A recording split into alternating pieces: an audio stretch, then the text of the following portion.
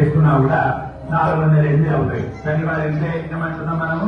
523వ యజ్ఞం. అంటే 120 యజ్ఞాలు దాటెచ్చిన మనం ఆల్రెడీ. అంటే 10 ఏళ్ళది దాటెచ్చిన ఆల్రెడీ. ఎందుకు అంటే కనుక చెయ్యడానికి ముందుకు వచ్చిన కర్తలు ఉన్నారు, యజ్ఞకర్తలు ఉన్నారు. వాళ్ళు నమ్మి అమ్మవారిని నమ్మి వాళ్ళకి యజ్ఞాలు చేసుకోవడం వల్ల మంచి జరిగి, అయ్యా మేము కూడా యజ్ఞం చేస్తామని చెప్పేసి వచ్చి వాళ్ళు యజ్ఞం చేసుకొని అట్లా యజ్ఞాలు ఎక్కువగా చేయటం వల్ల ఒక సంవత్సరము మామూలుగా 52 ఆదివారాలు ఉంటాయి. ఆదివారం నాడు మాత్రమే యజ్ఞం అవుతుంది. దగ్గర 52, నమ్మకైతే 53 ఆదివారాలు ఉంటాయి.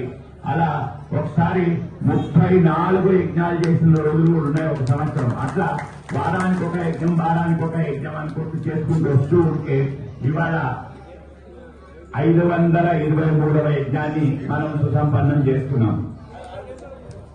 కొన్ని కన్ఫ్యూజన్స్ వస్తాయి. చేయాలనేటువంటి డెసిషన్ కంటే ముందట కొంతమంది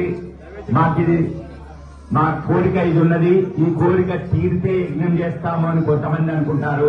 లేదు, మాకు ఈ కోరిక ఉన్నది, మేము యజ్ఞం చేస్తాము, దానివల్ల మా కోరిక తీరుతుంది అని అనుకునే వాళ్ళు ఉన్నారు. ఎలా అయినా కోరిక తీరడం మాత్రం జరుగుతుంది. అమ్మవారికి దండం పెట్టుకుంటారు, అయ్యా మా కోరిక తీరినట్టుంటే కనుక మేము యజ్ఞం వేయండి, మేము యజ్ఞం చేస్తామని అడుగుతారు. లేదు, ఇక మాకు కోరిక ఉన్నది, యజ్ఞం చేసినట్టుంటే మా కోరిక తీరుతుందేమో, అందుకోసం అని చెప్పేసి అయ్యా మేము యజ్ఞం చేస్తామయ్యా అని చెప్పేసి ముందుకు వచ్చి అడిగిన వాళ్ళు ఉన్నారు.